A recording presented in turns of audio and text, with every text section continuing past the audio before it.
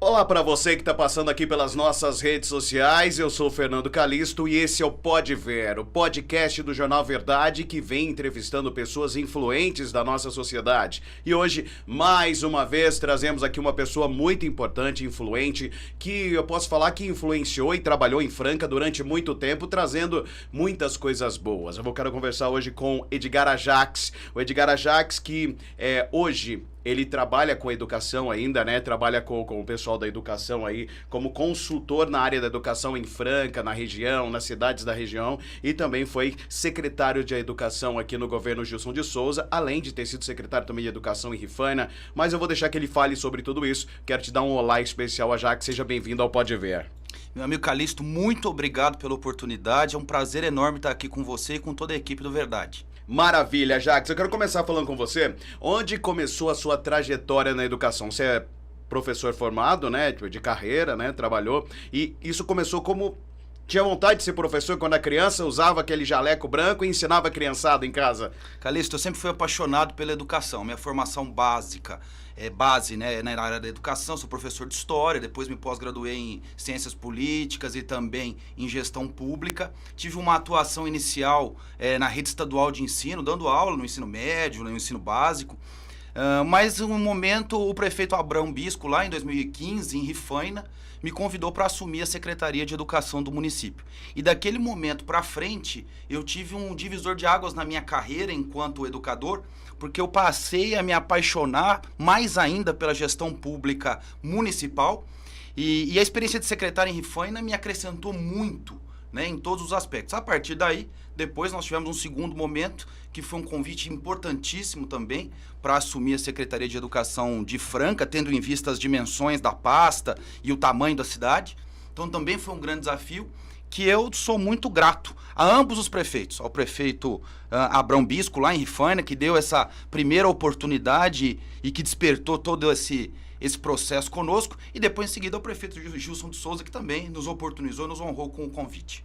Maravilha. E durante todo, na frente da Secretaria de Educação, tanto lá em Rifaina como aqui em Franca, quais foram os maiores desafios que você encontrou? A gente sabe que a educação hoje em dia não é fácil, né? Tem várias pontas soltas, vários problemas que se encontra. A gente vai chegar a falar da atual administração também, mas eu queria saber com você, na sua época, quais foram os maiores desafios encontrados pela Secretaria de Educação?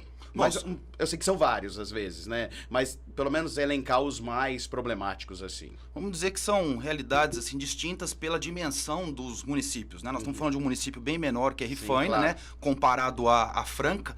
Mas o que eu posso dizer é que em Rifaina nós tivemos a oportunidade de estar muito próximo dos professores, da comunidade escolar, por ser uma cidade menor. Então a gente estava todos os dias no contato direto com os pais de alunos e com a comunidade escolar. Isso gerou um impacto muito positivo à época.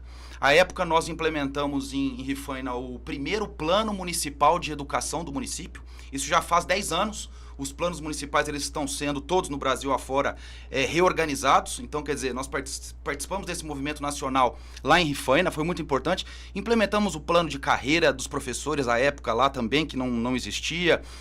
Tivemos a oportunidade de colocar um material pedagógico exclusivo, inédito na rede de Rifaina, que era um material de uma rede privada da capital do estado. Olha, foi licitado, o pessoal vinha todos os meses da formação para professores, enfim, ampliamos o índice do IDEB por lá. Chegando em Franca, a gente tem a maior pasta da administração municipal para ter o desafio de dar continuidade num trabalho que sempre foi muito bem feito, independente de governos. A gente tem uma história dentro da Secretaria de Educação de Franca muito positiva, de muito esforço e trabalho, e algo feito a muitas mãos, né? Muitas vezes de colaboração mesmo entre servidores e os gestores da pasta. Chegando em Franca, a gente teve então a oportunidade inicial de ter um contato muito estreito, primeiramente, com os servidores do prédio da Secretaria de Educação. Já era ali? Já era ali. Ali onde tem aquele vidro ali, azul, tudo. Próximo ali ao polo esportivo, né? Isso. Ali nós já tínhamos, à época, aproximadamente 100 servidores da educação trabalhando no prédio, né? E desenvolvendo a política educacional da rede. Com esse primeiro estreitamento, a gente percebeu a competência dos servidores da rede municipal. Tem muita gente boa na rede municipal de Franca, viu, Calixto? Gente com mestrado, com doutorado, pesquisadores, gente que dá a vida e a alma pela educação da cidade. Então isso nos motivou muito. A partir daí a gente começou a ter uma relação também bem estreita com as escolas, visitando as escolas, as diretoras, os coordenadores pedagógicos. E aí a gente foi, né, dia a dia enfrentando os desafios diários, mas sem perder de vista a construção de uma política educacional. Eu destaco para você duas coisas importantíssimas da nossa época, que foi pouco falada à época, mas para quem entende de educação isso faz muito sentido e tem muito significado. Nós implementamos um currículo próprio na rede municipal de ensino, fruto de trabalho de muitos educadores do centro de formação.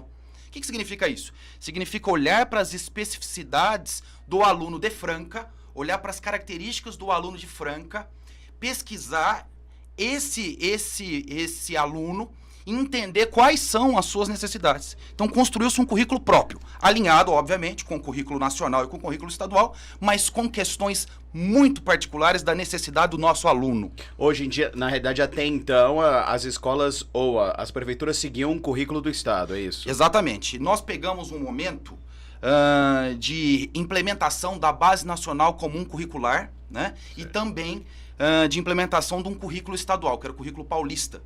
À época o secretário era o Rocieli Soares, também tinha muito estreitamento de contato conosco. E nós entendemos que pelo tamanho da rede de Franca, se fazia necessário um currículo próprio. Então fizemos um alinhamento com a esfera federal e estadual, mas construímos um currículo próprio. Há muitas mãos, muitos professores trabalharam nesse projeto, que hoje, infelizmente, foi abandonado, né? Eu digo que é um trabalho que não foi do então secretário Edgar Ajax, mas foi dos educadores da rede municipal de ensino que participaram efetivamente nessa construção. Exato. A ideia foi minha, mas quem colocou a mão na massa e construiu o documento foram os educadores. E isso não existe mais na nossa rede, né? A rede municipal de Franca retrocede nesse aspecto, no nosso ponto de vista, e passa a adotar somente o currículo estadual, esquecendo das particularidades do aluno francano, de uma rede que nós estamos dizendo de 30 mil alunos, né? Com 2.500 servidores, que com certeza tem as suas particularidades. Não pode ser desprezada. Com certeza, porque isso é muito interessante você citar esse assunto, porque cada local tem a sua particularidade mesmo, exatamente. E o currículo da educação infantil municipal, né, que vai aí até mais ou menos a quarta série, né, você tem ali uma formação, né, e hoje em dia, com a chegada da então progressão continuada lá atrás, que todo mundo passa sem fazer nada, a questão do ensino é necessário. As crianças precisam sair. Hoje em dia, Ajax, não falam da atual não, mas recentemente vê crianças que chegam na quinta, sexta série e não sabem ler direito, né? Isso é uma grande tristeza, né? É tristeza. Há pouco antes de começar nós estávamos falando sobre família, né, Calixto? Você dizendo dos desafios de ser pai, né? Exatamente. É algo que, né, para qualquer família é entristecedor, né? Perceber que o seu filho não está aprendendo. Exatamente. E aí com o advento das redes sociais, né, e dos celulares, fica mais difícil ainda, porque as crianças cada vez mais cedo começam a usar esses aparelhos e ali completa para você. E aí, se você pegar para uma criança hoje em dia, pedir para ela escrever um texto, você vai ver troca de Z por S, troca de A por B muito facilmente, né? Então, isso é o que eu acho que precisava ter. E eu acho que a educação infantil hoje é onde tudo começa. Começa ali, né? Porque tudo que começa novo, você consegue chegar. Não que normalmente a gente fala que burro velho não aprende coisa nova, aprende sim, mas quando você pega da criança é muito mais fácil, né, Ajax? E é importantíssimo. Na nossa época nós trouxemos o ex-ministro de Educação, professor Renato Giannini Ribeiro, que é titular da USP em São Paulo, professor de Ética e Filosofia. Ele veio a Franca, nosso convite, para palestrar para a rede municipal, e eu me recordo bem que ele disse: o grande desafio dos municípios Brasil afora, né, é olhar para a educação básica, né, e especialmente para a questão da formação inicial dos nossos alunos. Esse é o grande gargalo, né? Com certeza. E aí, relacionado a essa questão, a gente tem aí na área da educação os professores, tem os alunos, mas eu acho que os professores precisam ser bem remunerados para que consigam trazer esse papel importante que, gente, não é fácil. Educar não é fácil, a gente falou isso mesmo. E a questão não só da educação, porque a gente sabe que educar em casa, dá educação, dá caráter é em casa. A criança vai para a escola para aprender, né? E essa questão de educar não é fácil, porque muitas vezes, na minha época, Jax, vou ser sincero para você, chegava lá, se eu fizesse alguma coisa na escola e chegasse um bilhete para casa, eu acabava tomando uma prensa em casa, porque eu deveria... Hoje em dia, você tem mães que vão até a escola discutir falando que o professor está errado. Então, eu acho que as mães têm que pensar muito bem nessa relação, porque a professora tá ali não para dar... Tá ali para educar, para ensinar, não para dar a educação, a educação básica que tem que ser aprendida em casa, né? É verdade, Calixto, é um grande desafio. Nós temos, como eu disse, professores na rede municipal que são muito competentes, muito preparados, muito dedicados, né? E que se desdobram para fazer o melhor, mas nem sempre tem o suporte ou a valorização necessária. E quando a gente fala de valorização, vai além da questão da remuneração. É lógico que um bom salário é fundamental. Claro, com certeza. Né? A nossa época a gente tentou bastante implementar o currículo dos professores, o plano de carreira dos professores, que é uma pauta antiga. Se eu posso dizer de frustração, essa foi uma frustração da minha gestão. Não conseguiu. Porque eu queria muito isso, porque eu entendo da necessidade, isso está bem alicerçado na legislação federal e estadual, mas infelizmente não houve apoio político necessário para que isso tramitasse dentro da Câmara e mesmo dentre os pares na administração, né, colegas secretários também de outras áreas do governo, e nós não conseguimos consolidar. Mas essa é uma questão fundamental que Franca precisa implementar, um plano de carreira aos professores, como parte dessa valorização. Mas essa valorização também passa por olhar no olho do professor, por ouvir as suas demandas, por respeitá-lo, por acolhê-lo, né? E para isso o gestor tem que estar próximo do professor. Sim, né? Não dá para se encastelar numa torre de marfim, né? Não dá não. E aí eu quero te fazer uma pergunta com relação a essa questão. Como secretário de educação, às vezes não tem lado, né? Mas para defender essa parte do professor, às vezes existe um certo atrito com o executivo. Você chegou a ter alguma coisa ali? Não atrito, mas tem aquelas questões de briga, de pedir alguma coisa. Eu queria saber com você isso para a gente fazer um paralelo com a atual administração. Isso que eu queria saber com você. Existe essa briga, essa disputa ali dentro das secretarias com o prefeito em si? Claro, todo governo, né? Ele tem os seus embates internos para se definir o que é prioridade, né? Então é lógico que o secretário de Educação, quando ele é apaixonado pela educação, como eu sou e como tantos outros, né? Que nos antecederam, ele vai brigar para que os melhores recursos sejam oportunizados para a pasta da educação, para que as melhores iniciativas aconteçam na educação, e é o papel dele fazer isso. No meio do caminho, ele vai encontrar, de repente, o secretário de Finanças ou a secretária dizendo, olha, não tem dinheiro, né? Tá faltando orçamento. Existe esse debate, né? Sim. Eu me lembro a época, por exemplo, só para citar um fato bem marcante da nossa gestão, nós entendíamos que precisava se bonificar os professores no final do ano com o recurso do Fundeb, que é um recurso próprio para a manutenção do ensino e para o pagamento dos professores. A secretária de Finanças, à época, não concordava com essa iniciativa. E eu dizia a ela o seguinte, olha, quem ordena as despesas da educação é o secretário de Educação. Isso está no meu comando, né? E a gente teve esse debate algumas vezes em reuniões de secretários, né? Até que, depois de bastante debate, o prefeito acatou, né, a nossa iniciativa, o nosso pedido, e a bonificação aconteceu. E foi bem assim, no final do ano, entre a semana do Natal e do Ano Novo, e existia aquela expectativa dos educadores, vai dar certo, não vai dar certo, né? Então isso acontece, isso é da natureza.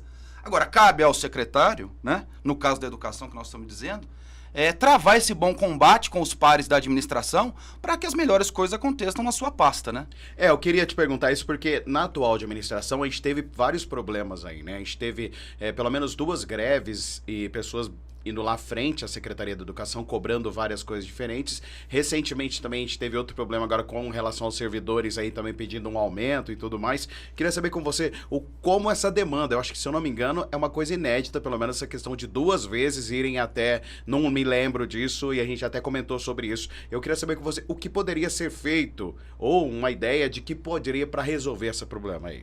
Fernando Calixto, a Secretaria de Educação por si só, ela é efervescente, né? Nós temos aí, como eu disse, metade da Prefeitura de Franca. Nós estamos falando de 2.500 servidores. É natural que haja atrito, que haja discordância, enfim. Especialmente também porque nós estamos falando de um público muito ilustrado, muito especializado. Nós estamos falando de educadores, exato, né? Com que certeza. Já tem em sua essência, né, a vontade de debater, de questionar, e enfim. No meu ponto de vista, uma qualidade que é essencial para qualquer secretário de educação, para além da formação técnica, que é também importante, mas é a empatia, né? O gostar de ser humano, gostar de gente. O que significa isso?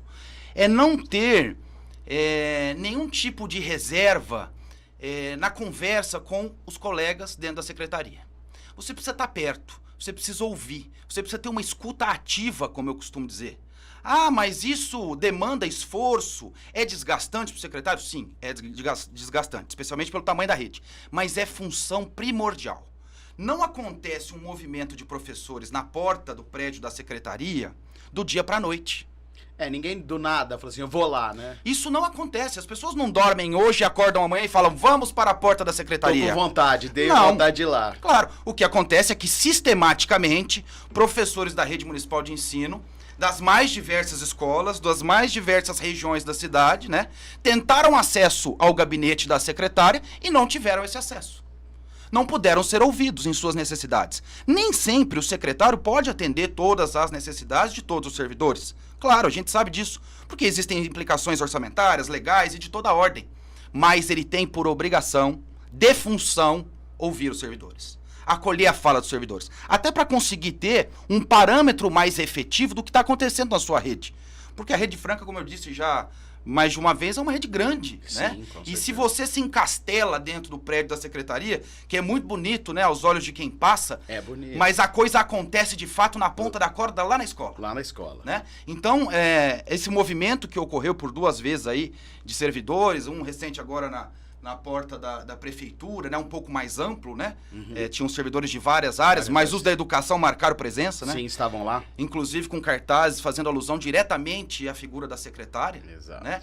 Então isso demonstra que ela não tem essa habilidade. A habilidade de trato para com as pessoas, né? A gente, como eu disse, deixou bons amigos dentro da secretaria. E muitos deles nos procuram, nos telefonam, nos mandam mensagem, né? Claro que pedem a descrição dos seus nomes, com medo de alguma retaliação, perseguição, etc. Mas o que eles nos dizem? Nos dizem de uma maneira agressiva com que são tratados, de uma maneira transversal, né? Imposta, né? Onde não se ouve outras vozes para tomar a decisão, né? Então, o que a gente vê é isso, relatos de pessoas que se reúnem com a secretária e depois saem da sala ao chorando, né? Aos prantos, e ninguém sabe o que aconteceu naquele particular ali, né? E isso não estou dizendo de uma pessoa, estou dizendo de vários relatos, né? O máximo que alguém consegue chegar hoje na escala hierárquica da Secretaria de Educação para levar alguma demanda, alguém que é da rede municipal, né? É com algum coordenador ali da secretaria. Não Nunca chega a com o secretário. Não consegue. De maneira nenhuma. E isso é uma fala, assim, sistemática de muitos educadores. Então é lógico, né? Aí os professores, né? Têm aí a sua paciência testada, né? E aí eles vão para a porta da secretaria, dizer, olha, nós temos força, nós existimos, né? Estamos juntos. Alguém precisa olhar por nós, né? E é natural que isso aconteça. Exatamente. Né? Eu me lembro do professor Chalita, quando ele foi secretário de Educação do Estado. Ele tem uma bagagem técnica muito boa, mas a grande qualidade que ele teve como secretário do Estado, do meu ponto de vista, era justamente essa relação de proximidade com os educadores. E nós estamos falando de uma rede estadual, né? Mas ele sempre, na medida do que ele dava conta, né? Ele sempre se esforçou para estabelecer esse vínculo até de afeto com os educadores. E isso foi muito positivo para a rede estadual à época. Né? Mesmo com todos os desafios e com todas as coisas difíceis a serem enfrentadas. Mas quando existe essa relação de proximidade, a coisa fica mais leve. Né? Tanto para quem está na ponta da corda, porque se sente apoiado, acolhido e tal, quanto para o gestor. Exato. Porque o gestor que toma a decisão de forma autocrática, né? Sozinho, né? Só ele com ele mesmo, que não divide para ouvir as experiências de outras pessoas, esse gestor ele tende a errar muito mais. Porque quando você ouve outras pessoas, você tem um suporte. Você tem um suporte diferente, né? Ainda assim, muitos de nós erram, claro, porque faz parte do processo. Com certeza. Né? Mas se você oportuniza que outras vozes, gente que está aí há bastante tempo, né, possa trazer a sua experiência e a sua contribuição, a chance do erro é bem menor. Com certeza, Jax. Você como consultor na área da educação, né? Hoje você já atua em várias cidades da região e vamos falar sobre isso, mas eu queria que, trazendo essa área e essa parte sua, como você vê a educação francana hoje em dia, não, nem fazendo um paralelo, mas como você vê e o que você acha que poderia melhorar na educação francana? Bom, a educação de Franca, ela foi considerada durante muitos anos, é importante que se conte um pouco da história da rede municipal. Sim. Então, desde o tempo da tia Leila, que foi uma secretária que ficou bastante tempo na função e que sempre foi muito respeitada pela rede municipal, muito embora a rede que ela comandou tivesse, à época, 10 mil alunos, hoje tem 30 mil. 3 vezes né? Nós mais. estamos falando de uma outra dimensão. Sim. Mas ela tem uma marca importante na história da educação de Franca. E daí por diante, depois Fabiana Sampaio e assim por diante. Essa história, ela sempre foi muito positiva. Quando você sai de Franca e fala, eu sou secretário de Franca, você só ouve coisas boas, porque Franca, ela veio numa crescente, né? E essa crescente, ela se deu, como eu disse, e vou repetir, enfaticamente, pelo esforço de muitas mãos, a começar pelos professores das escolas e até as gestões, né? Acontece que se você fizer uma análise, por exemplo, do Tribunal de Contas, aquele índice que verifica a qualidade das gestões municipais, ele tem por eixo. Então, qualquer pessoa pode acessar o site do Tribunal de Contas e verificar lá por eixo. E você encontra lá educação. Coloque lá educação Franca. Você vai ver que de 2015, lá em 2015, o índice que o Tribunal de Contas avaliava a educação era B, quer dizer, era quase A. Estava muito bom. E ele se manteve B, até a pandemia. Quando chegou a pandemia, em 2020, ele caiu para C. C+. Quase um B. Isso. E agora? Como é que está esse índice? Depois de 3 anos da atual gestão. Sem pandemia. Ele poderia ter voltado para o B ou até chegar no A. Sim. Ele está no C. No C. Ele está mais abaixo do que foi no tempo da pandemia. Então nós estamos falando de uma avaliação institucional, Tribunal de Contas. Recentemente, estou dizendo isso para que a gente comece a pensar como está a rede municipal de ensino de Franca. Recentemente, nós tivemos um recurso que o município deixou de receber, né, um recurso do Fundeb, um recurso complementar, que o Ministério da Educação direciona para aqueles municípios que conseguem atingir determinados índices e determinados patamares de excelência. Franca não conseguiu. E, infelizmente, deixou de receber uma boa quantia de recurso federal que poderia ser empregado na manutenção das escolas, que poderia ser empregado na bonificação dos professores, mas Franca não vai receber essa complementação. E o termo que o Ministério da Educação usa para aqueles municípios que não vão receber essa complementação do recurso é qual? Ineficiência. Não teve eficiência. Ou seja, não sou eu que estou dizendo. Não. É o Ministério da Educação que está dizendo. Exatamente. Que a gestão da educação do município de Franca é ineficiente. Porque não atingiu determinados critérios. E aí, a minha opinião especial sobre isso. A gestão municipal da educação vai de mal a pior. Infelizmente. A começar pelo trato pessoal, como nós já enfatizamos aqui, da secretária com os servidores. A secretária tem um perfil técnico que é muito elogiado, né, pelo prefeito. Ela tem uma carreira enquanto servidora da rede estadual de ensino. Ela é supervisora de carreira. E os supervisores, eles têm um papel muito particular na estrutura da educação. Eles são, por essência, na sua formação, burocratas, que são importantes. Sim. Eles analisam a legislação e definem, em contato direto com o papel e com a caneta e com as vírgulas da lei, o que pode se fazer e o que não pode se fazer. Ponto. Então, eles agem de uma maneira muito fria e muito distante. Não tem aquela proximidade. Isso é da carreira. Só que para uma função bem mais dilatada, que é a de secretário, se faz necessário, como eu já disse, outras habilidades. E, infelizmente, a secretária atual não tem essas habilidades. Daí o resultado que nós estamos vendo, uma gestão ineficiente que vai de mal a pior. Entendi, completamente. E como você avalia a participação da comunidade em si né? A gente sabe que tem a parte da estrutura, da questão da secretaria, mas eu queria saber como você avalia a presença da comunidade. A gente sabe alunos, pais, os professores em si, nas decisões relacionadas à educação. Porque a gente sabe que cada escola normalmente tem o seu... Tem ali o seu grupo que eles formam, com pais, alunos, né? Que eu não me lembro o nome da palavra agora, mas que é formado por pais, né? Dentro da escola. Queria saber como você avalia isso. Na sua época, não sei, era bem, os pais frequentavam, participavam, eram atuantes, e como você vê isso hoje? Bom, nós orientávamos à época todos os diretores de escola, que por sinal eu devo muito a todos, porque me ajudaram muito em cada uma das escolas da rede municipal. E muitos desses diretores já vinham de outras gestões, é importante que se diga, Calixto. Nós tivemos diretores lá conosco que já vinham há muitas gestões. Então, as nossas escolhas, à época, elas não foram motivadas por questões políticas, mas pela importância daquele diretor naquela região, naquela comunidade escolar. Sim. E eles tinham um trabalho efetivo com a comunidade escolar. A comunidade estava próxima das escolas. Porque era um pedido nosso, mas também era uma vontade deles. O pessoal queria saber como era. Né? Exatamente, e isso acontecia muito. Hoje, eu acredito que isso também aconteça. Muito embora não seja o perfil da secretária. Mas aconteça não por vontade da administração municipal ou pelo perfil da atual administração. Isso acontece porque em cada localidade também as coisas acontecem de uma maneira própria. Exato. E graças a Deus. Eu costumo dizer que uma rede que nem a de Franca, ela sobrevive sem um secretário, Calixto. Tranquilamente. Ela é autônoma. Sim. Ela tem seus espaços. Mas ela não sobrevive sem a comunidade escolar, não. E sem os educadores e sem o corpo técnico da secretaria.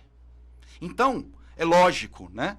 A coisa não despenca, a coisa não fica pior, porque esse corpo que é vivo e é maior do que qualquer gestão, pode mudar a bandeira política, partidária, esse corpo permanece, esse corpo garante muita coisa dentro da rede. Então, eu acredito que exista esse diálogo nas escolas, nas comunidades. Entendi. E como você vê essa questão? Porque hoje em dia, fazendo um paralelo com a nossa época, pelo menos, de educação, a gente vê que as crianças hoje em dia elas estão mais rebeldes, vamos dizer assim, né? Como você vê essa questão e o que poderia ser feito para ajudar isso a trazer, às vezes, mais crianças para as escolas? Porque o papel de educar, a gente já falou aqui já, que não é o papel do professor. O professor tem o papel de educar, de ensinar. Vamos falar assim, educação de ensinar, esse é o papel do professor. Essa questão de educação tem que vir de casa. Mas o que o professor pode fazer para ajudar a trazer mais pessoas e mudar essa visão para que as crianças ou a nossa juventude estude mais? Porque quem estuda hoje é o futuro de amanhã, e a gente sabe que um futuro sem estudo não vai muito longe, né, Ajax? É verdade. O que tem de mais moderno hoje em termos de pesquisa na área da educação, para facilitar o processo de ensino e aprendizagem dos alunos, é um eixo que se chama competências socioemocionais. Essas competências elas precisam ser desenvolvidas primeiro entre o corpo das escolas, os educadores, a gestão da escola, para depois ser desenvolvidas pelos alunos. São habilidades nas relações interpessoais, tá? É algo que é relativamente novo dentro do meio educacional. Antigamente, se preocupava muito exclusivamente com o currículo, né? Então, se faz necessário que o aluno tenha determinado currículo aprendido naquele ano, naquela série, naquela faixa etária. Hoje, se entende que se esse aluno não se desenvolver dentro dessas competências socioemocionais, ele não vai ter aprendizagem. Entendi. Então, na prática, o que é isso? Existe um aluno que vai para a escola. Então, vamos pensar numa sala de aula. Nós estamos falando de um ambiente que, naturalmente, já é um ambiente de conflito. Por quê? Nós temos alunos, filhos de pais e de famílias diferentes, com religiões diferentes, com times de futebol diferentes. Quer dizer, e assim por diante. E assim vai. No mesmo ambiente. Então, por si só, a sala de aula já é um ambiente de conflito. Você tem uma gama gigante de conflitos ali que possa acontecer. Exatamente.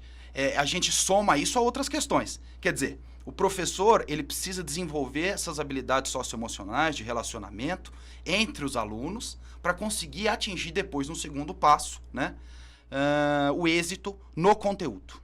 Um aluno, por exemplo, que está deprimido, que está ansioso, um aluno que tem, por exemplo, uma particularidade ou uma condição especial, né? Ele tem necessidades que vão além, né, do currículo. Mas para que esse professor esteja preparado para lidar com mais esse desafio, ele precisa ter o quê? Formação continuada.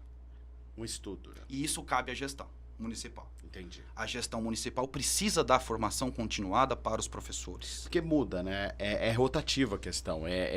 A gente não para nunca de aprender, né? E aí acho que o professor também não pode parar nunca de ensinar. Esses saberes, eles se trocam por toda a vida, né? Exato. É lógico que existe uma bagagem que o professor tem, que essa não se ensina na faculdade, que é aquela da vivência do dia a dia, né? Exato. E essa é importantíssima.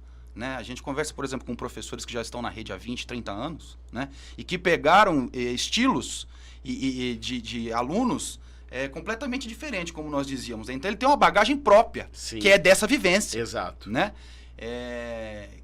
Só que isso precisa se somar também com aquilo que está dentro das universidades, com o que está se pesquisando em termos de moderna educação. Né? Então, nós precisamos falar, por exemplo, de práticas pedagógicas mais modernas, mais mão na massa, né? De metodologias ativas. Né? Tudo isso contribui muito para o êxito do ensino-aprendizagem com esse grupo de alunos que nós temos na atualidade. É um desafio global, um desafio do Brasil afora, né? Não é só de Franca. Sim. Mas o caminho, com certeza absoluta, é formação continuada de professores. Sim, é necessária essa formação continuada, né? Exatamente, eles precisam ter esse suporte e cabe à gestão e à administração o fazer. Interessante, nós estamos falando sobre isso e me recordou aqui uma questão também bacana para ficar registrada. Claro. Franca foi considerada pela Fundação Lehman, é uma fundação que apoia redes públicas de ensino, ela está vinculada à Ambev, ela foi considerada uma rede de perenidade à nossa época. O que significa isso? Uma rede que conseguiu atingir bons índices comparados a outros municípios do mesmo porte Brasil afora.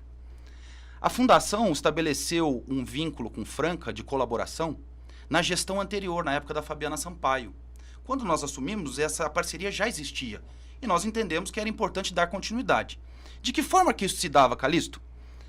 Os formadores da fundação vinham a Franca para trazer o que tinha de mais moderno em termos de aprendizado para os nossos gestores escolares, para os coordenadores pedagógicos, para as equipes das escolas, gratuitamente, tá? Nós estamos falando de gente que estuda fora do Brasil, tá? Que tem acesso ao que há de mais moderno em termos de educação e vinha à nossa cidade para formar os nossos educadores e a nossa rede. Pois bem, a atual administração, já nos primeiros atos, cancelou o convênio com a Fundação Lehman. Um convênio que já vinha, como eu disse, anterior à nossa gestão. E não tinha custo. E não tinha custo para o município. E oportunizava formações de excelência. Eu mesmo, na condição de secretário, fui a Sobral, à época, com tudo pago pela fundação, eu e mais uma gestora da secretaria, para passar 3 dias lá com outros secretários municipais para entender o modelo educacional de Sobral, que tem o maior IDEB do Brasil. E para ver o que a gente podia aprender lá para implementar aqui. Isso foi oportunizado pela fundação. Então, quando nós tivemos essa notícia, né, e aí nós estamos falando de formação continuada de professores, nós começamos a nossa fala dizendo que existia um currículo próprio no município que hoje não tem mais. Exato. Né? Tudo isso implica no processo de ensino e aprendizagem dos alunos. Então, a gente vê que precisa se dilatar um pouco o pensamento, no sentido de que nós temos que aprender a fazer política pública, Calixto. Sim. Política pública, ela não tem cor partidária. Não é porque o governo anterior fez alguma coisa que eu vou destruir ou desconstruir só porque eu não sou do grupo político do governo anterior. Se aquilo teve êxito, se aquilo é positivo, se aquilo... Não manter, né? Por que não?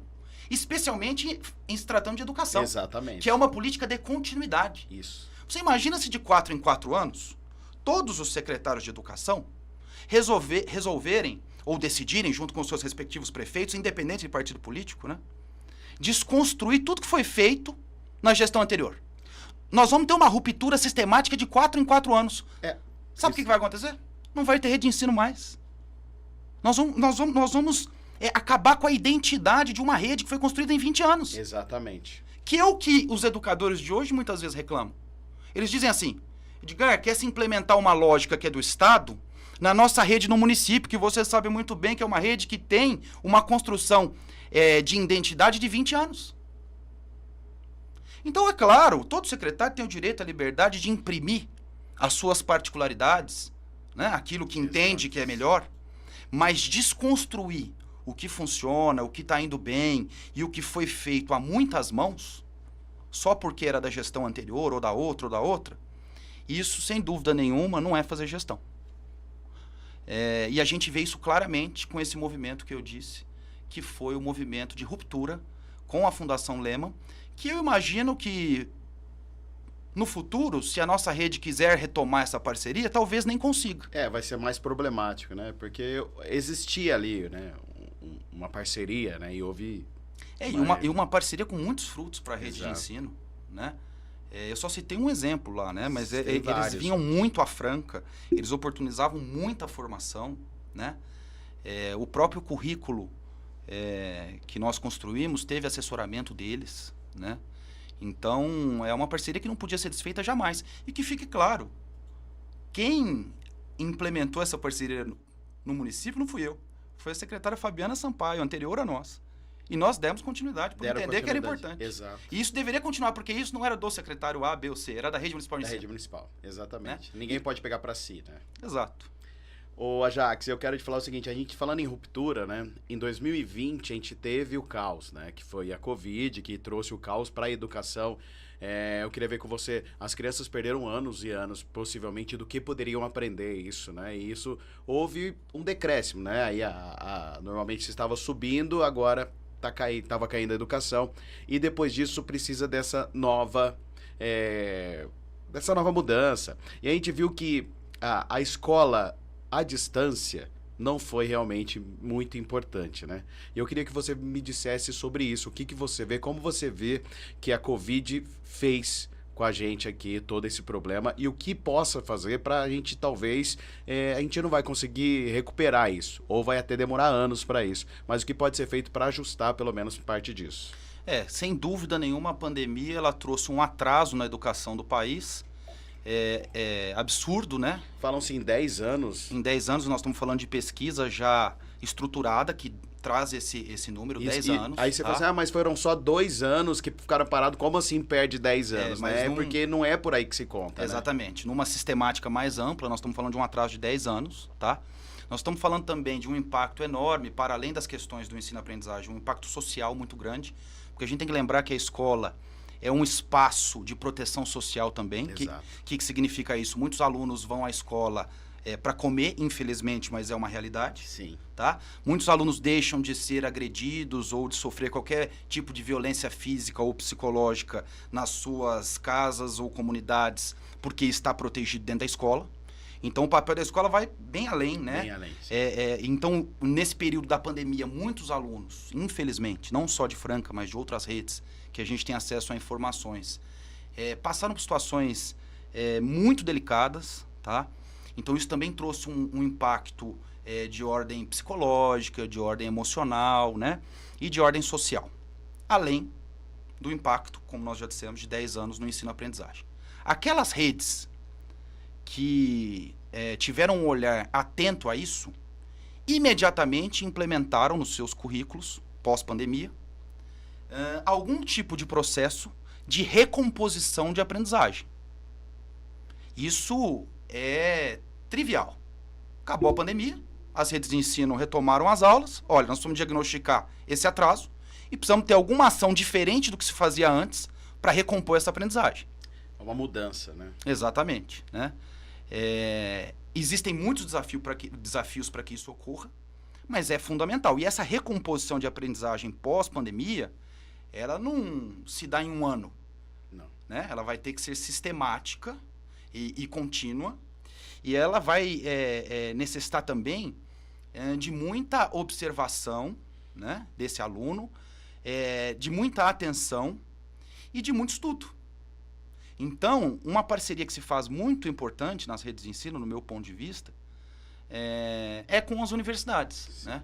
Então, nós temos, assim, o universo da universidade, que é o universo de pesquisa, e que muitas vezes você pode fazer uma parceria gratuita com as redes, né?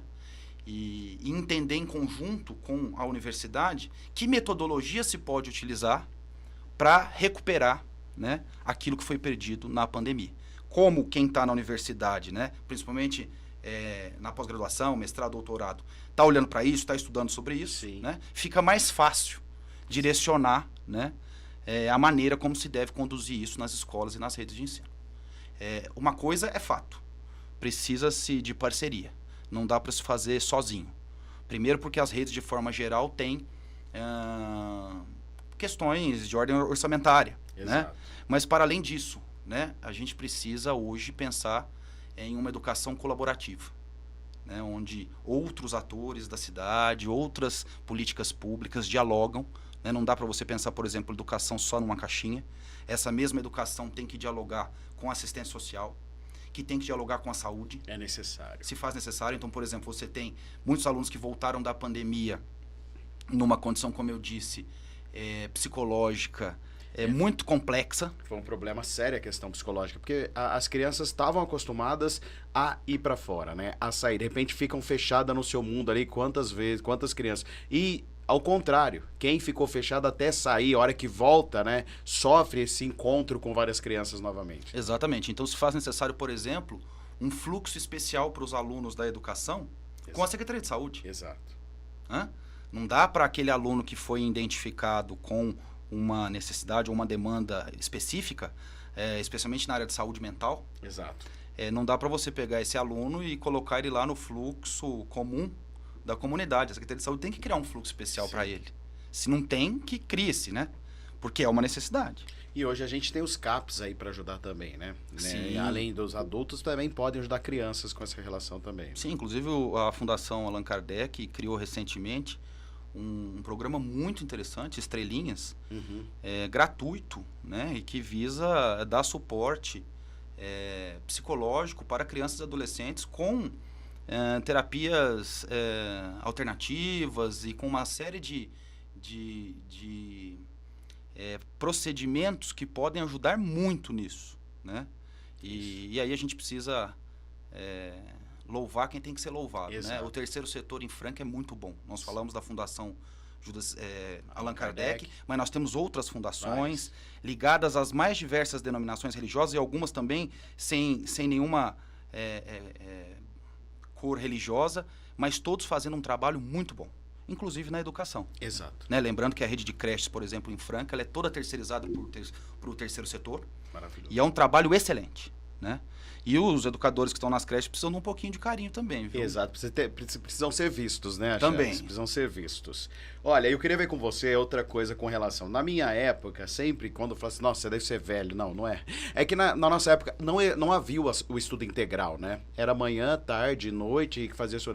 Hoje a gente já tem o estudo integral.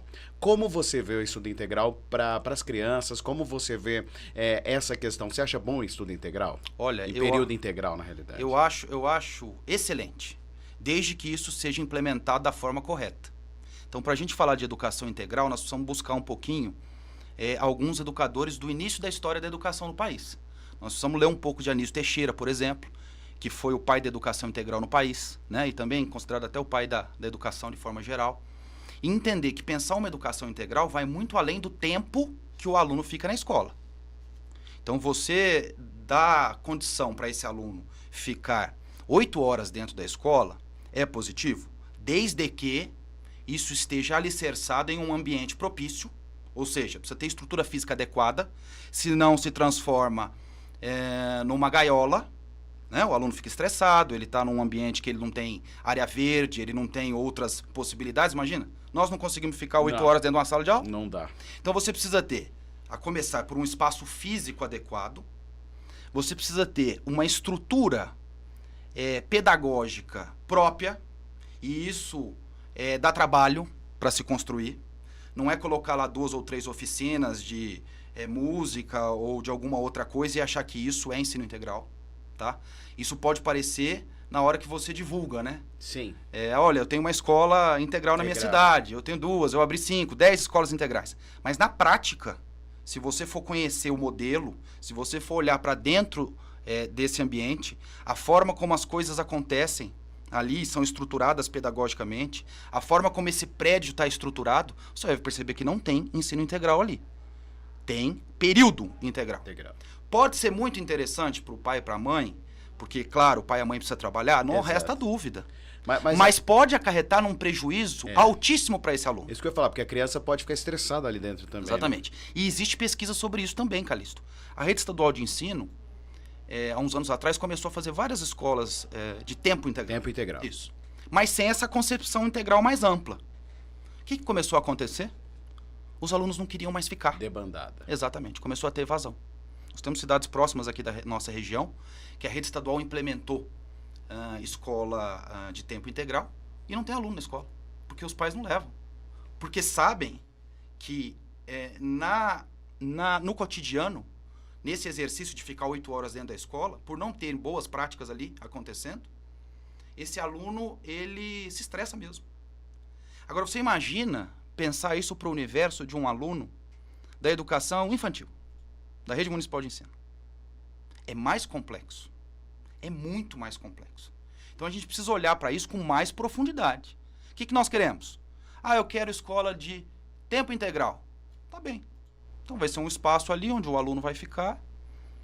Na realidade, seria necessário ter as matérias e disciplinas comuns e uma segunda parte seria ali educação física, uma parte voltada para oficinas, né, arte, alguma coisa para trazer essa distração ou um plus com relação à escola. Isso, né? Questões ecológicas, aí você pode colocar várias outras coisas, né? Porque ali, português, matemática, geografia, por 8 horas direto, a gente mesmo não aguenta. Se transforma num confinamento, né, de alunos. E eu repito, a estrutura, isso é dito pelo Anísio Teixeira, não é por mim.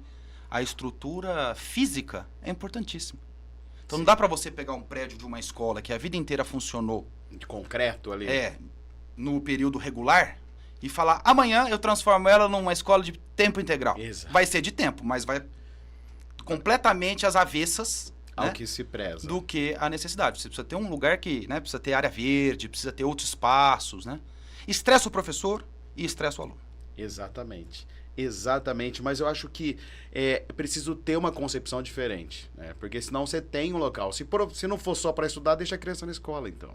Exatamente. Então, Calixto, essa questão, ela às vezes se implementa escolas integrais de forma pouco elaborada,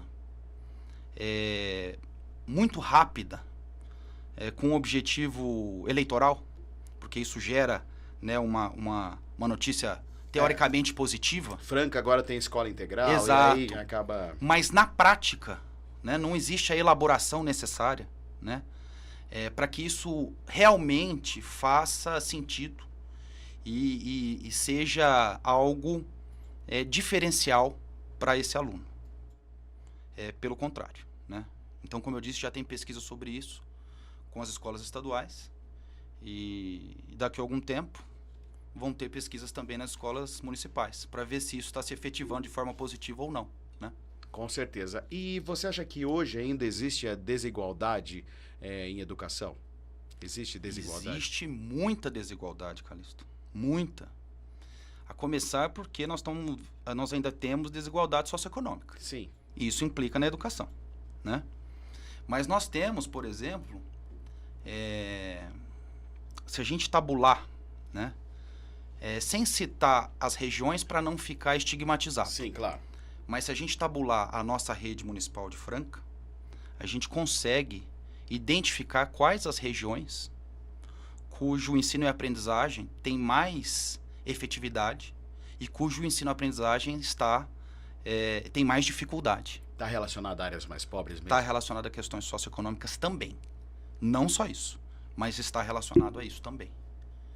Tá? É lógico, você não pode tomar isso como regra geral. Claro. Mas isso ainda existe. E demanda um esforço enorme, como eu disse, de integração das políticas públicas. Será que a necessidade de trabalho dessas regiões é o que atrapalha? As crianças deixam de estudar para trabalhar? Olha, o trabalho, ele enobrece o homem, mas ele teve uma concepção de uns anos para cá que foi um pouco distorcida, né? A gente pode conversar com os nossos avós, eles vão dizer assim, mas eu trabalhava quando eu era adolescente, né? E isso me fez muito bem. E de fato fez. Claro. Né? Mas em algum momento pra cá, né? Talvez uma distorção da nossa sociedade, né? Esse trabalho, ele se perdeu, né? Sim. Então a gente teve situações realmente ruins, né? De adolescentes que estavam trabalhando, mas numa condição também de subjugação, né? Exato. E aí, por conta desse modelo ruim, de alguns casos, né? Estabeleceu-se a ideia geral de que trabalho para adolescente não é bom. Não, o que eu quero dizer é que não que o trabalho não seja bom. Eu acho que algumas crianças deixam de estudar para tentar levar isso comida para casa. Isso acontece, entendi a pergunta. Isso acontece, sim. E aí talvez pode ser isso que mostre essa desigualdade, porque ela trabalha, mas ela não tem estudo, né? Isso acontece. E aí você vê essa questão. Mas a questão de trabalhar e estudar é ruim, eu não vejo assim. Eu acho que dá para conciliar. Conciliar um caminho do meio. Dá, sim, né? Dá para conciliar. Desde que isso não implique, né, no estudo do aluno, enfim, em outras coisas que são importantes, né? Exato. Mas com certeza essa questão do trabalho influencia. Tem outras questões também, né, Calixto? A questão da dependência química é algo muito sério. Muito sério. E é preocupante. E a gente olha muito pouco para isso. Exato. E nós estamos falando de algo que começa no alcoolismo. Tá? Não é a droga em si, é o alcoolismo começa... E aí é claro que depois isso vai se desdobrando em outras questões. Mas a gente vê, por exemplo, em algumas escolas do município, a nossa época e hoje também, um processo de violência nas relações. E motivado muito pela questão da dependência química. Do aluno que é pequeno? Não. Mas, por exemplo, a mãe às vezes chega na escola e agride um professor. Isso aconteceu na nossa época e aconteceu recentemente também. Né? Isso é muito triste. Né? Porque o professor ele fica exposto a uma condição também de muita vulnerabilidade. Exato. Né? Mas aí o que acontece com essa mãe? Por que essa mãe também está nessa situação? Aí você precisa acessar, o poder público precisa acessar a casa dessa família. Aí não é a educação que acessa. Aí tem que ser assistência social. Sim. Mas aí não tem assistentes sociais suficiente. É uma rede. É uma rede. É uma rede onde todos precisam se ajudar. Exatamente. Né? Você precisa chegar para entender. E você tem que ter esse apoio, senão não vai. Exatamente. E isso também tem as questões de saúde mental e etc. Né? Então precisa se olhar para tudo isso para conseguir chegar numa educação de fato efetiva. Com certeza. E você citou essa questão ainda dos professores que ficam com medo. Recentemente, a gente também teve, nós pais, né, e quem está dentro da escola, teve medo das reações do que chega pra gente de fora. Pessoas lá nos Estados Unidos que pegam armas, invadem escolas, põem fogo, tudo. E o Brasil quase viveu isso, né? Porque aqui em Franca teve denúncias de gente que falou, eu vou pôr uma bomba. Como você vive, como professor vive bem dentro da escola tendo essa preocupação que está acontecendo recentemente? Eu acho que esse é o perigo por causa das redes sociais. As redes sociais que abrem isso para você, né? Sim, tem uma questão muito forte das redes sociais, né? Tem outros fatores. A gente trabalha com alguns municípios na consultoria que a gente presta com convivência colaborativa e socioemocional no ambiente escolar. É um projeto que ele é realizado pela professora Berenice, tá? Que é doutora em psicologia, que trabalha há 30 anos no Sejusc, que é um setor do judiciário que media conflitos no âmbito do judiciário. Só que ela pesquisa isso e o doutorado dela foi em cima dessas técnicas dentro da educação. Sim. Tá? Então, quando nós somos secretário, nós abrimos a rede de ensino para ela fazer o trabalho dela de doutorado. Sim. Então, ela fez um trabalho com os orientadores educacionais que precisava ter se dado sequência.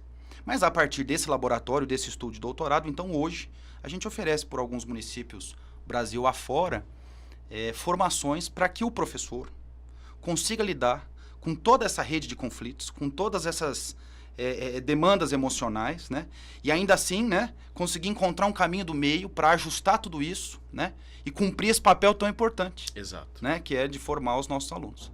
E tem dado bastante certo por aí afora. Então, mais uma vez, eu acho que as redes precisam olhar para as competências socioemocionais, precisam olhar para dentro, de novo, sair um pouco do automatismo.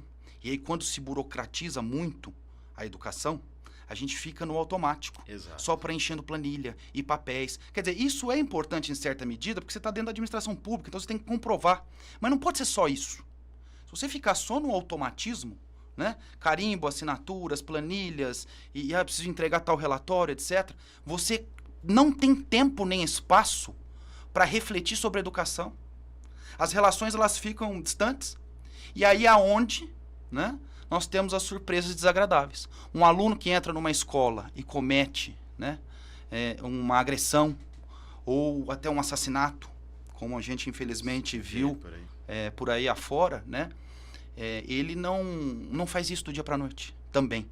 Ele dá sinais. Dá para se ver que a grande maioria dos problemas estão relacionadas a coisas que aconteceram dentro da própria escola.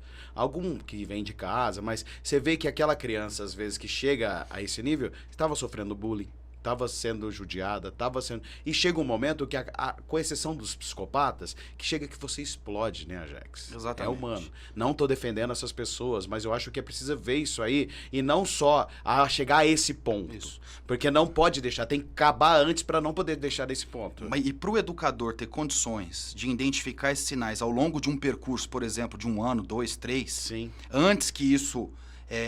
se torne um problema mais grave, esse educador precisa ter tempo de olhar para esse aluno. Exato. Ele não pode ficar só nas burocracias, né? Essa também é a nossa crítica. Tem uma pesquisa da Unicamp que entrevistou alguns alunos que fizeram esse tipo de ação mais agressiva e tem um caso especial que é muito impactante. O aluno chega depois que ele comete o crime, ele entrou dentro da escola, cometeu o crime, estava com a máscara. E aí a merendeira... Depois que esse aluno já estava contido pela polícia. A merendeira fala, tira a máscara dele porque eu não acredito que pode ser um aluno nosso. Que o que estava perturbando a merendeira, a senhora que trabalhava naquela escola, era pensar que algum aluno da escola poderia fazer aquilo.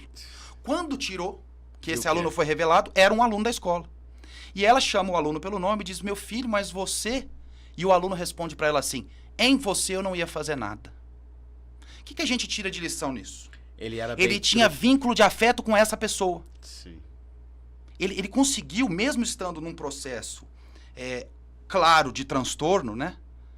Pela emergência do acontecimento, mas ele conseguiu olhar para uma pessoa que ele tinha vínculo de afeto e falar, com você eu não ia fazer nada. Subconsciente, né? Olha a força, né? Desse afeto que precisa ser construído cotidianamente dentro das escolas. Entre professor com aluno, aluno com pai, pai com professor. Precisa ter essa rede. Só que para isso acontecer, eu repito, formação continuada e menos burocracia. Papel é importante, mas não pode ficar só no papel e no carimbo. Você tem que ter esse tete-a-tete, né? Você tem que trazer isso. E eu acho que essa possivelmente deve ser a solução para o futuro. Você vê assim? Sem dúvida nenhuma, né? Inclusive, lá na USP em São Paulo, tem pesquisa sobre a utilização exacerbada, né, de celular e telas, né, por crianças e adolescentes, mas também por adultos, né?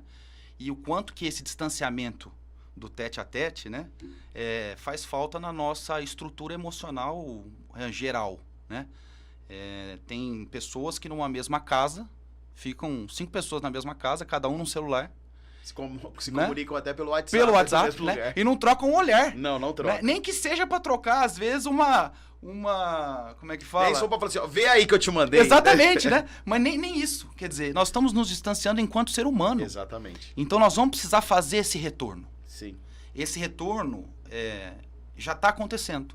Porque já tem gente olhando para isso, entendendo dessa forma e multiplicando esse saber. Tem famílias que deixam... canecas, você coloca o celular lá na hora do almoço ou jantam e depois você pega. Porque aquele momento, eu acho que esse momento da família na mesa é sagrado, Ajax. É fundamental. Porque ali você reza, você traz as suas experiências e é um momento para você discutir ali com a sua família, porque nesse corre-corre diário, os momentos que eu tenho com a minha família seria na janta, porque na hora do almoço minha mulher está trabalhando, eu estou trabalhando, meu menino vai para a escola, e aí eu acho que esse momento é muito importante, a mesa, né? E aí, pelo menos eu passei com meu pai e com minha mãe e tinha esse momento, e os celulares, a tecnologia é maravilhosa, ajuda demais, tudo, mas é necessário a gente tem que consumir em pílulas, vamos dizer assim. Não pode se tornar uma coisa 24 horas por dia, porque você perde. Tanto é que muitos brincam, né? Que quando às vezes as redes sociais saem do ar, falam assim, olha, encontrei um adolescente na minha casa com 13, 14 anos que eu nem sabia que vivia aqui. Perguntei quem era meu filho. Então tem essas brincadeiras que às vezes você não tem esse contato com o seu filho. Você fica ali na rede social perdido. Calixto, você está falando um negócio que é muito assertivo, e aí eu volto lá no começo do nosso bate-papo, quando você falou de Rifaina e Franca, né? Exato. Com as duas experiências. Nas cidades menores, né, a proximidade das pessoas é maior. Exato. E é nítido que isso faz muita diferença. Então, tomando como exemplo Rifaina, né? Que é uma cidade maravilhosa, uma cidade que tem um turismo muito pujante, né? Que recebe pessoas de todos os lugares, mas que tem a sua comunidade, os seus moradores, né? As pessoas da sua localidade, e que são pessoas muito próximas umas das outras. Conhece. Então é interessante porque, por exemplo, o prefeito da cidade, ele encontra todo mundo na padaria. Exato. E nessa mesma padaria, se um munícipe estiver incomodado com alguma coisa, ele vai falar pro prefeito. Vai cobrar, né? E vai dar certo, porque fica mais próximo. Exato. Essa relação, né? E isso é muito bacana. Você pega os alunos, por exemplo, da área rural, né? A gente vê muito embora seja um trabalho, um labor, né? Desgastante em alguns casos, mas existe uma compreensão de família que nos grandes centros se perdeu. E você vê a diferença no aluno.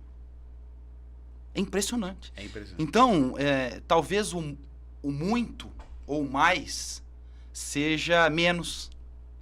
O que a gente fez a leitura ao longo dos anos como sendo o sonho de qualquer um de nós, né? Questões materiais, né? Um carro bom, uma casa boa, enfim, viagens, lógico, tudo isso é importantíssimo. Mas tem coisas que nós estamos deixando de lado, e você trouxe bem, né? Uma reunião em família na hora de uma refeição.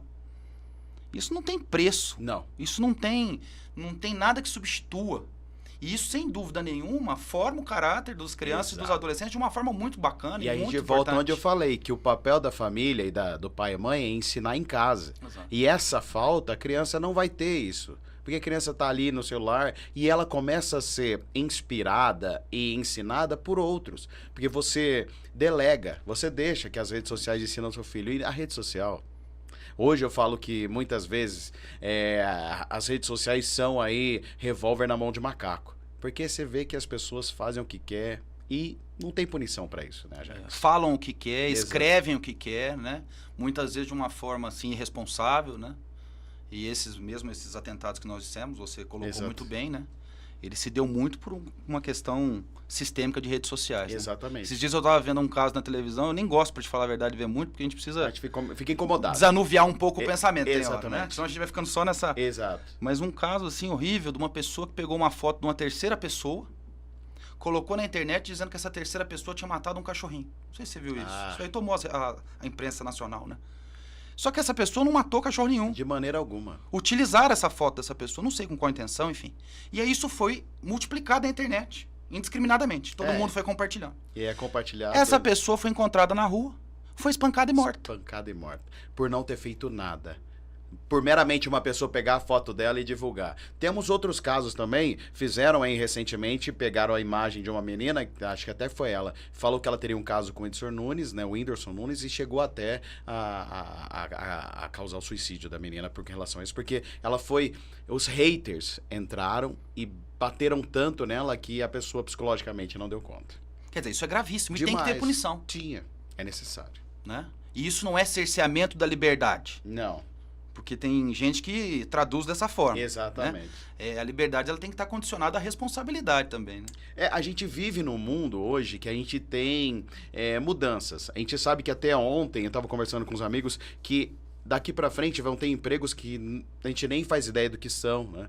Até recentemente criaram novos empregos aí que são assessores para redes sociais, pessoas que como ensinar a rede social, que até 10 anos atrás a gente nem fazia ideia de que teria esse tipo de emprego. E a gente vai ter ainda novos empregos aí com relação a isso. Mas a rede social precisa ser estudada e ser usada de maneira tranquila, ser usada de maneira decente. Positiva, né? Exatamente, porque é um problema. Assim como a inteligência artificial hoje em dia. Hoje em dia você sabe que a inteligência artificial é possível você arrancar a roupa de uma pessoa só com uma foto, sem saber. Imagina o problema que isso não dá, Jax. Imagino que isso não causa, inclusive, entre pra crianças família, e adolescentes. Exatamente, porque esse é um problema sério. Então você tem que ser usado positivamente, né? Mas aí é necessário ver de perto tudo isso. Exatamente. É um mundo de transição, sem dúvida nenhuma, né? E a gente tem melhorado em muitos aspectos, como você bem colocou, mas a gente tem que olhar um pouquinho para trás e aprender com os nossos avós em outros aspectos. Isso, a gente tem que buscar nossas raízes lá, que não podem ser deixadas de trás, podem estar mais passados, né? Mas aí a gente sabe que aquelas raízes lá foi o que trouxe a gente até aqui. E possivelmente vai nos ajudar no futuro. Isso Quem mesmo. não tem aquelas raízes, acaba se perdendo. Exatamente, é isso que dá alicerce pra gente enquanto ser humano, né? Pra enfrentar os desafios e etc, né? Exatamente. Ajax, maravilhoso. Foi muito bom a gente falar sobre tudo isso aqui. Eu queria saber se você gostaria de falar alguma coisa que a gente não conversou sobre aqui, que eu não perguntei pra você sobre. E antes de terminar, que você falasse um pouquinho pra mim sobre essa consultoria que você dá para os municípios e qual que é esse papel, qual que é essa ideia para trazer para eles. A nossa consultoria, ela se dá justamente a partir da nossa vivência na área da educação, do nosso amor pela educação. Como a gente teve experiência numa cidade menor e numa cidade maior, como já foi dito aqui, Você conseguiu fazer um a paralelo. gente consegue fazer um paralelo. Então, a cidade menor, ela tem muitas coisas que são positivas, como a gente colocou aqui, Sim. mas ela tem uma dificuldade de equipe técnica para enfrentar os desafios de uma educação que hoje em dia exige muito, né? A legislação, a estrutura mesmo como a educação está alicerçada em termos estaduais e federais, exige muito das secretarias. E numa cidade menor, existe falta de corpo técnico. Entendi. Então, nós damos assessoria para cidades menores nesse sentido, tá? Apoio técnico especializado na área de gestão. Mas também nós fazemos apoio técnico especializado na área de formação de professores, que legal. na área pedagógica, na implementação de novos currículos, na implementação de plano de carreira, né? Então, se um município, o secretário deseja implementar um plano de carreira para os seus educadores, nós fazemos todo o estudo de demanda, a parte legal, e entregamos o documento pronto. Então, a gente atende as duas áreas, a área de gestão e a área pedagógica. Eu tenho um sócio que mora em São Paulo, mas que trabalhou também conosco aqui em Franca, ele é de Franca, que é o doutor Eduardo Guerra. Quando eu saí da secretaria, ele foi secretário de educação, foi meu coordenador um tempo. Depois saiu daqui e foi para São Paulo ser assessor direto do secretário do Estado da Educação, Rocieli Soares. Certo. Então ele também tem um percurso, mas ele tem uma formação de base, que é a área do direito, que é muito importante para a educação. Sim, com certeza. Então a gente soma esses esforços, né? Eu com a minha formação enquanto educador e também tendo passado pelas gestões, e ele também, e leva isso como possibilidade de solução para os problemas das secretarias municipais de educação. E graças a Deus, Calixto, a gente tem encontrado muita gente boa Brasil afora, interessado em melhorar as suas redes de ensino. A gente atende, por exemplo, os municípios de Minas Gerais, bem longe, lá para frente de Alfenas, né? Que o café e o pão de queijo é uma delícia, mas mais do que isso, que o interesse das pessoas pela educação de qualidade é enorme. Muito se fala que Minas tem muito interesse pela educação, né? Você consegue sentir isso? Calixto, há uma diferença com São Paulo? Olha, São Paulo tem muita coisa boa também. Sim, claro. Né? A gente não pode dizer que não. Não tô falando mal, não. É só uma questão E na educação não é diferente. Mas Minas tem algo especial. Quando nós começamos a trabalhar em Minas, eu vou até fazer o destaque aqui do município, chama Campos Gerais. Campos Gerais. É um município pequeno, bem distante aqui de Franca, mas é um município que toda vez que a gente está lá, a gente sai de lá muito mais feliz do que chegou. Entendi. Porque a forma como a gente é recebido lá é muito especial, e isso é do mineiro, né? Isso é próprio. Sim, né? Hospitaleiro. É hospitaleiro, né? Minha mãe era mineira, minha mãe nasceu em Uberaba. Mas, além disso, né, você vê o interesse do secretário e do prefeito em realizar coisas importantes.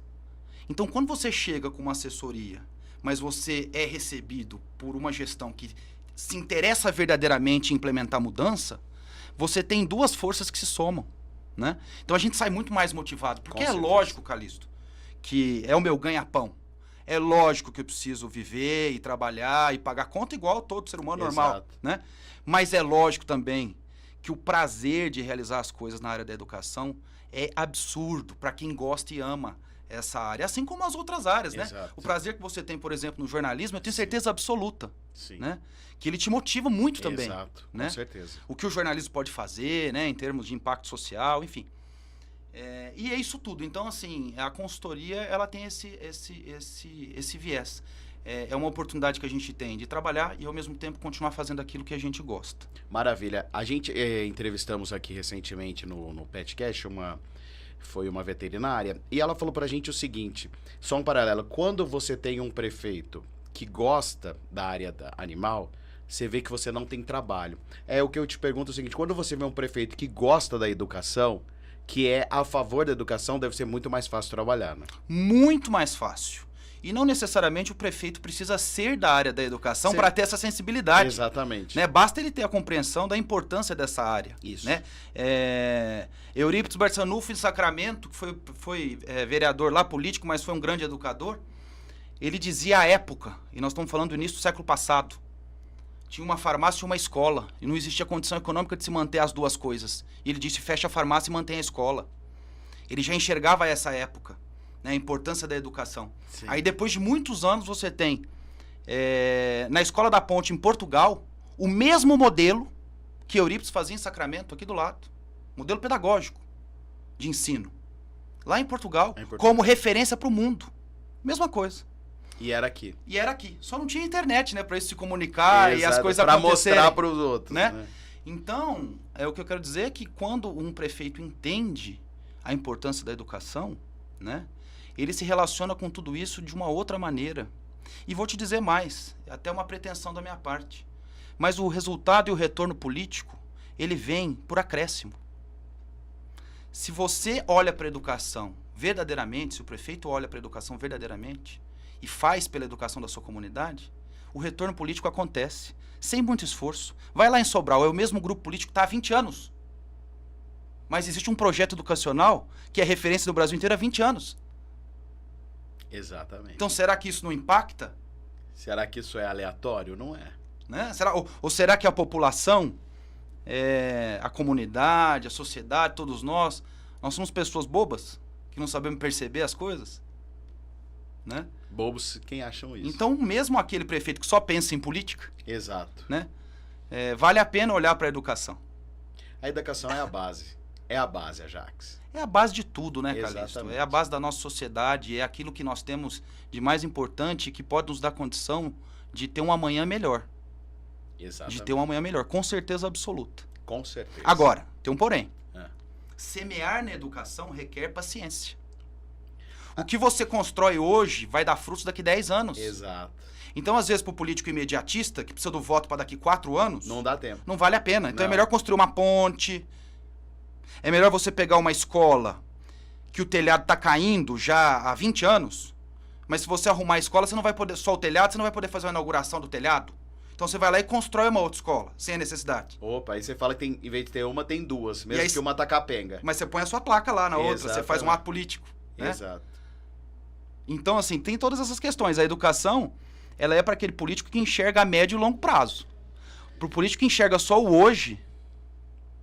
Não vai ter uma educação boa. Não vai ter. Não vai ter. Ajax, maravilha. Obrigado pela sua participação aqui. Muito obrigado, Calixto. Estar aqui com você e com a equipe do Verdade é um prazer enorme. E dizer a você que eu sempre aprendo muito com você. Você é muito engajado e eu sei da importância do Jornal Verdade para a nossa cidade.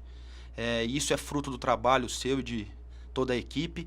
E a gente sabe que é um jornal que se esforça cotidianamente para trazer uma imprensa verdadeira, né? Uma imprensa livre de amarras e uma imprensa que se dispõe a contribuir efetivamente com a cidade. Então, parabéns e obrigado, viu? Me sinto honrado. Obrigado, Ajax. Esse é o nosso intuito. Verdade está aí para mostrar. A gente tem um slogan que se é verdade, tá no Verdade, não é à toa. A gente está aí para trazer todas as informações. Obrigado pela sua presença aqui. Foi maravilhoso elucidar ideias e dúvidas sobre a educação, né? Para a gente poder trazer esse paralelo por dia de hoje. Quem sabe, quiçá, melhorar o que a gente está por aí. Né? Muito obrigado, amigo. Obrigado, Ajax. Obrigado para você. E para você que acompanhou a gente até agora, um grande abraço. E como sempre, a gente se vê.